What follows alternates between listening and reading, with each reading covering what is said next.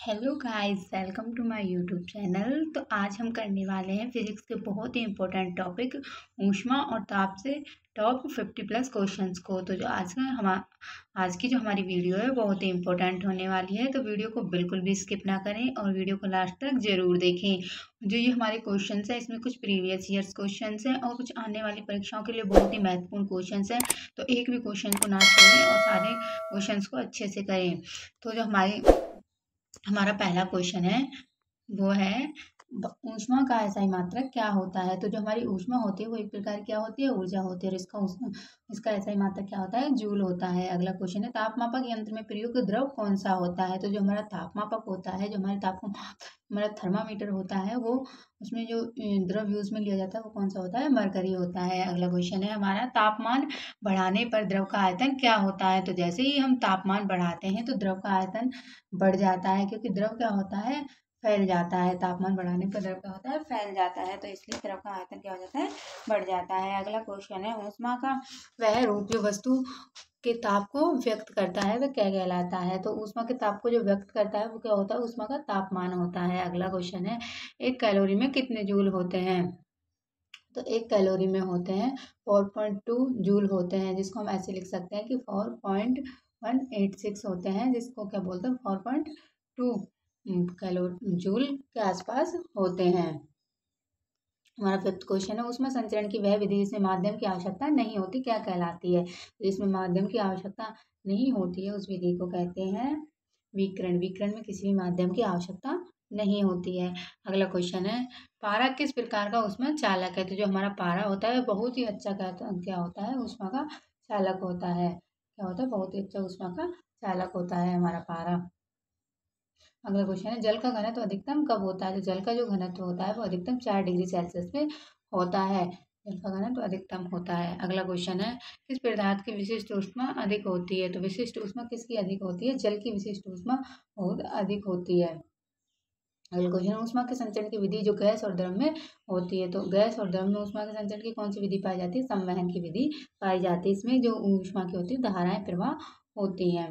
अगला क्वेश्चन है तापमापी किस सिद्धांत पर कार्य करता है। तो जो हमारा तापमापी होता है वह ताप के विस्तार के सिद्धांत पर कार्य करता है। अगला क्वेश्चन है ऊष्मा किस दिशा में प्रवाहित होती है। तो ऊष्मा जो होती है वह गर्म से ठंडे की ओर प्रवाहित होती है, यानी ज्यादा तापमान से कम तापमान की ओर प्रवाहित होती है। अगला क्वेश्चन है मानव शरीर का सामान्य तापमान कितना होता है। तो मानव शरीर का सामान्य तापमान 98.6 डिग्री फ़ारेनहाइट होता है, फ़ारेनहाइट पैमाने में। अगला क्वेश्चन है ऊष्मा से संबंधित अध्ययन को क्या कहते हैं। तो ऊष्मा से संबंधित जो भी हम अध्ययन करते हैं उसे ऊष्मागतिकी कहते हैं। अगला क्वेश्चन है ऊष्मा के संरक्षण का नियम क्या कहता है। ऊष्मा का संरक्षण का नियम कहता है कि ऊष्मा को न तो उत्पन्न किया जा सकता और न ही नष्ट किया जा सकता है। विशिष्ट ऊष्मा का मात्रक क्या होता है। जो हमारी विशिष्ट ऊष्मा होती है उसका मात्रक होता है जूल पर किलोग्राम केल्विन। अगला क्वेश्चन है तापीय प्रसारण की दर को क्या कहते हैं। तो जो तापीय प्रसारण की जो दर होती है उसे कहते हैं तापीय चालकता। अगला क्वेश्चन है काले रंग की वस्तुएं ऊष्मा को कैसी ग्रहण करती है। जो काले रंग की वस्तु होती है वो ऊष्मा को अत्यधिक ग्रहण करती है। अगला क्वेश्चन है बर्फ के गलने की क्रिया को क्या कहते हैं। तो बर्फ के गलने की क्रिया को गलन कहते हैं। अगला क्वेश्चन है एक शरीर की ऊष्मा ऊर्जा बढ़ाने से तापमान में क्या परिवर्तन होता है। तो अगर शरीर की ऊष्मा बढ़ाने से तापमान तापमान बढ़ता है, जैसे शरीर की ऊष्मा को बढ़ाएंगे वैसे क्या होगा, तापमान बढ़ेगा। अगला क्वेश्चन है धातु की छड़ को एक सिरे से गर्म करने पर ऊष्मा किस विधि से दूसरे ओर जाती है। तो चालन विधि से जाती है। ठोस वस्तुओं में जो ऊष्मा संचलन की विधि होती है वो कौन सी होती है, चालन विधि होती है। तरल और गैस में संवहन का कारण क्या होता है, घनत्व में भिन्नता। अलग अलग घनत्व की वस्तुओं में क्या होती है, संवहन होता है। अगला क्वेश्चन है ऊष्मा की वह मात्रा जिससे 1 ग्राम बर्फ 0 डिग्री सेल्सियस से पानी में बदल जाती है क्या कहलाती है, द्रवण ऊष्मा कहलाती है। अगला क्वेश्चन है बर्फ गलने के समय उसका तापमान क्या रहता है। तो बर्फ जब गलती है उस समय बर्फ का तापमान रहता है 0 डिग्री सेल्सियस।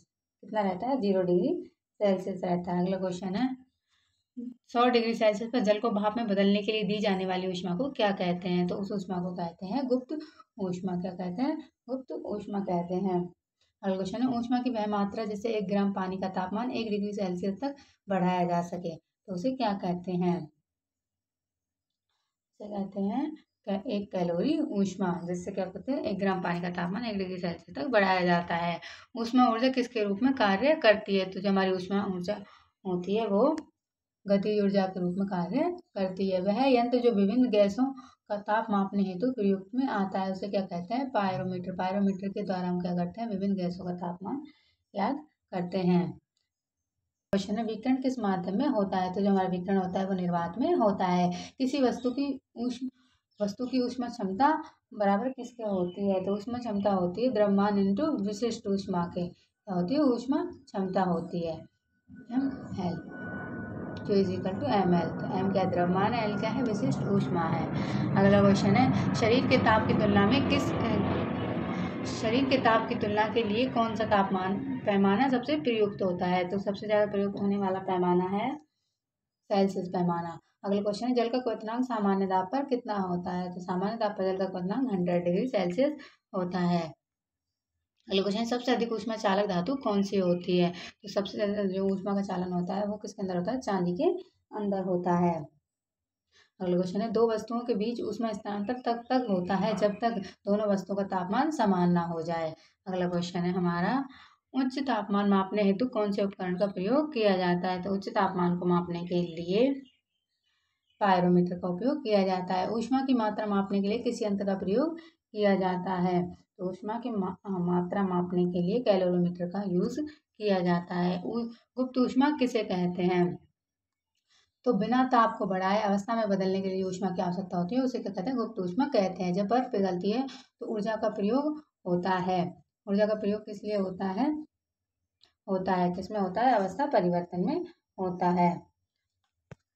अगला क्वेश्चन है, रेडिएटर में ऊष्मा किस विधि से संचरित होती है? तो रेडिएटर में जो ऊष्मा संचरित होती है वह विकिरण के द्वारा होती है। किसी ठोस को गर्म करने में उसमें क्या परिवर्तन होते हैं? ठोस को गर्म करने पर आयतन बढ़ता है। अगला क्वेश्चन है, 0 डिग्री सेल्सियस से 100 डिग्री सेल्सियस तक पानी को गर्म करने के लिए किस प्रकार की ऊष्मा दी जाती है?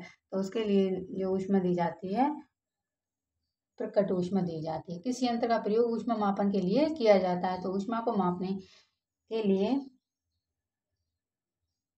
कैलोरीमीटर का यूज किया जाता है। अगला क्वेश्चन है, द्रव में ऊष्मा संचरण किस पर निर्भर करता है? तो द्रव के अंदर जो ऊष्मा संचरण होता है वो घनत्व की भिन्नता पर निर्भर करता है। पानी से भरे कांच के गिलास को गर्म करने पर पहले कौन सा भाग टूटता है? तो जो निचला भाग होता है वह सबसे पहले टूटता है। पायरोमीटर किस सिद्धांत पर कार्य करता है? तो जो हमारा पायरोमीटर होता है वह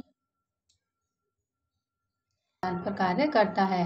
वह पदार्थ जो ऊष्मा को सबसे अच्छा अवशोषक होता है वो होती है काली पॉलिश किया हुआ पदार्थ। अगला क्वेश्चन है, थर्मस फ्लास्क में ऊष्मा का ह्रास नहीं होता क्योंकि ऊष्मा स्थानांतरण की तीनों विधियां रोकी जाती है। ऊष्मा चालकता का मात्रक क्या होता है? तो ऊष्मा चालकता का जो मात्रक होता है W बाई मीटर केल्विन होता है। अगला क्वेश्चन है, थर्मामीटर का कार्य सिद्धांत क्या है? थर्मामीटर का कार्य सिद्धांत है ऊष्मा का प्रसार। शरीर से पसीना निकलने पर शरीर ठंडा क्यों लगता है? क्योंकि क्या होता है वाष्पन ऊष्मा शरीर से लेती है, इसलिए। अगला क्वेश्चन है हमारा, यदि 1 किलो कैलोरी 4184 जूल तो 2 किलो कैलोरी कितनी होगी? 2 किलो कैलोरी होगी वो इसकी दुगनी होगी, 8368 जूल। अगला क्वेश्चन है, किस पदार्थ में ऊष्मा की चालकता सबसे कम होती है? तो जो हमारा प्लास्टिक होता है उसके अंदर ऊष्मा की चालकता सबसे कम होती है, इसलिए जो हमारे खाना बनाने वाले बर्तन होते हैं उसमें हैंडल लगाया जाता है और प्लास्टिक का लगाया जाता है क्योंकि वहाँ तक उसकी चालकता नहीं पहुँचती है ऊष्मा की और वो गर्म नहीं होता है। इसमें विकिरण से ऊष्मा प्राप्त की जाती है। विकिरण से ऊष्मा प्राप्त की जाती है सूर्य से। निम्न में से कौन ऊष्मा के खराब चालक है? तो ऊष्मा का जो खराब चालक है वो है कांच।